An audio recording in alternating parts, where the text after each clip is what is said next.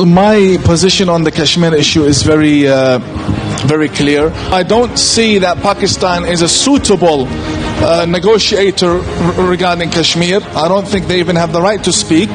I believe it's Hindu land. My position is that Kashmir is Hindu land, and I say this in front of everyone. Saudi Arabia ने India का साथ दिया है।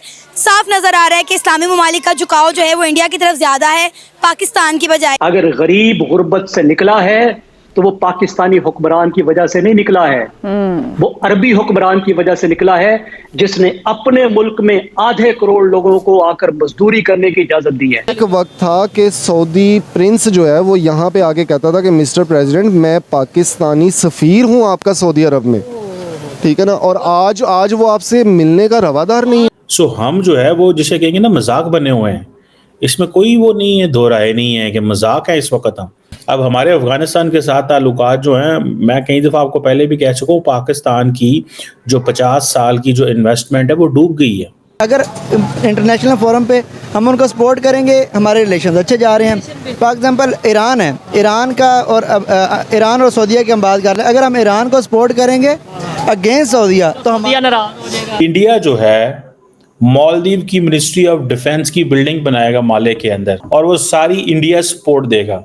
जितना भी modern infrastructure होगा वो सारे का सारा जो है, जितना भी मॉडर्न इंफ्रास्ट्रक्चर होगा वो सारे का सारा इंडिया देगा। नमस्कार दोस्तों इस वक्त एक वीडियो काफ़ी ज़्यादा वायरल हो रही है पूरे इंटरनेट पे, जहां पर सऊदी अरब के एक मौलवी पूरी दुनिया के सामने कह रहे हैं कि कश्मीर एक हिंदू लैंड है और पाकिस्तान का कोई भी हक नहीं बनता है उस पर अपना नाजायज़ कब्ज़ा जमाने का या फिर उस पर दावा करने का। ये पूरी तरह से हिंदुओं को बिलोंग करता है कश्मीर। दोस्तों इसी तरह से अब सऊदी अरब पूरी तरह से कश्मीर को भारत में मर्ज करने की बात कर रहे हैं, और इसके साथ साथ पाकिस्तान को वार्निंग दे रहे हैं कि जल्द से जल्द पाकिस्तान कश्मीर इशू को भूल करके भारत के साथ अपने रिलेशंस ठीक कर ले, नहीं तो सऊदी अरब जो भीख पाकिस्तान को देते रहता है हर साल उसे रोक देगा और पाकिस्तान की पूरी तरह से बर्बादी हो जाएगी और पाकिस्तान बैंकरप्ट भी हो जाएगा। तो चलिए इसी पर आगे पाकिस्तानी मीडिया का रिएक्शन देखते हैं, जो इस पर कह रहे हैं कि किस तरह से सऊदी अरब अब भारत के दोस्त बन गया है और भारत के बात को बैक कर रहा है और उन्हें सपोर्ट कर रहा है। कश्मीर के मौक़िफ़ पे आप क्या कहेंगे जो सऊदी अरेबिया ने इंडिया का साथ दिया है? साफ नज़र आ रहा है कि इस्लामी ममालिक का झुकाव जो है वो इंडिया की तरफ ज़्यादा है पाकिस्तान की बजाय। यहाँ पे भी उन्होंने कहा कि ये इंडिया और पाकिस्तान का बायलैटरल इशू है, इसमें सऊदी अरेबिया कुछ नहीं कर सकता। देखें जी, जो स्टेट्स होती हैं ना वो हमेशा म्यूचुअल बेनिफिट पे चलती हैं। आप देखें कि इंडिया की इज्जत क्यों है, क्योंकि इंडिया की इज्जत में वहाँ पे उसके वोट की इज्जत है। वहाँ का वोटर डिसाइड करता है कि जी मेरा वज़ीर आज़म कौन होगा। कि आप अपने पाकिस्तान के साथ 1947 से उठा के देख लें आज तक, आपके साथ इंडिया आज़ाद हुआ सेम टेनोर में, आपके 1 साल बाद चाइना आज़ाद हुआ, उसके 1 साल बाद आपका सिंगापुर आज़ाद हुआ 1948 में, उसके अलावा बांग्लादेश आपका हिस्सा था, आपके 20-22 साल बाद वो भी आपसे अलग हो गया।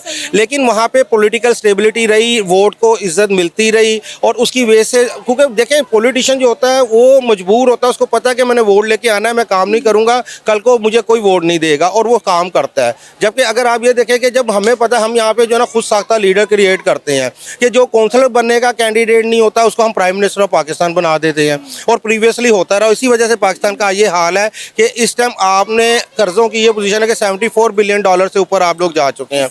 तो आपको इंडिया या उससे मसला आपका इंडिया, जब अब मियाँ नवाज शरीफ साहब ने जब इंडिया से मामला हल करने की कोशिश की, वाजपेयी साहब चल के यहाँ आए, देखें वो आपसे ताकतवर मुल्क है, उसकी इकॉनमी आपसे बेहतर है, उनकी GDP आपसे बेहतर है। आपके यहाँ पे खटारा मिरान जो है ना इस समय 26-27 लाख रुपए की है, वहाँ पे आपके होंडा सिटी की लेवल की गाड़ी 6.5-7 लाख रुपए की मिल रही है, और ये हवाई बातें नहीं है, ऑन रिकॉर्ड चीज़ें मौजूद है, आप गूगल करके चेक कर सकते हैं।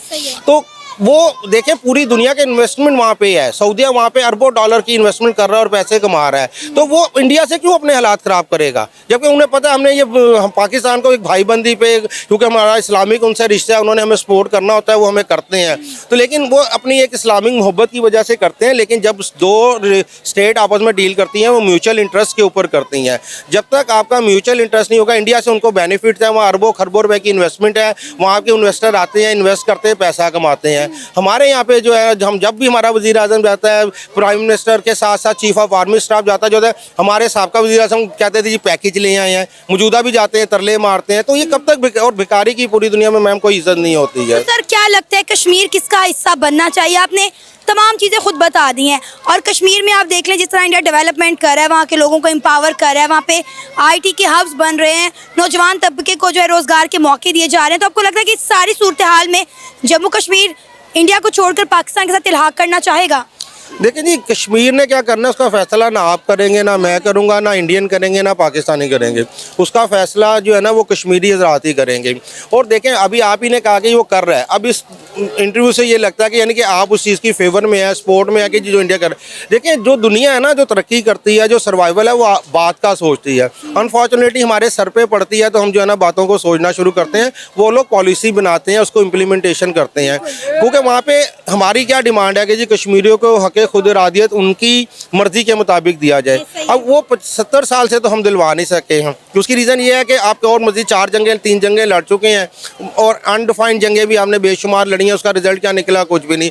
दोनों तरफ अगर आप देख लें तो पाकिस्तान और इंडिया की आबादी मिल के पूरी दुनिया का आई थिंक कम से कम 40% आबादी बनती है। क्या कि 6-7 अरब है तो हम 2-2.25 अरब के ऊपर चले जाते हैं। इंडिया जो है मालदीव की मिनिस्ट्री ऑफ डिफेंस की बिल्डिंग बनाएगा माले के अंदर, और वो सारी इंडिया सपोर्ट देगा।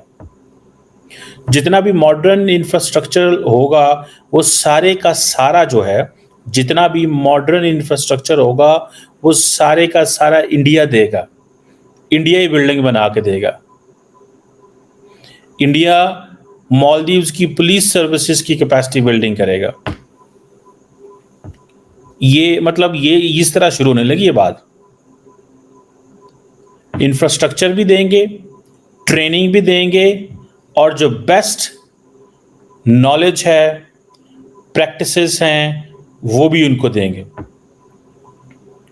ये उन्होंने, अब जो बात, ये मैं सिर्फ डिफेंस एंड सिक्योरिटी कोऑपरेशन की बात कर रहा हूं। अब आपको पता है एक चीज का कि मालदीव जो है उसका जो एक्सक्लूसिव इकोनॉमिक जोन है, जिसे EEZ बोलते हैं, मतलब ये समझ लें कि किसी भी मुल्क की जो बॉर्डर लाइन होती है, जहाँ से उसका सी शोर से आगे, तो 200 नॉटिकल माइल तक वो किसी मुल्क का एक्सक्लूसिव इकोनॉमिक जोन होता है, जहाँ पे वो अपनी इकोनॉमिक एक्टिविटीज़ कर सकते हैं, फिशिंग, ऑयल, व्हाटएवर, जो भी बॉर्डर से 200 नॉटिकल माइल तक आए, वो सारा कुछ उस मुल्क का होता है।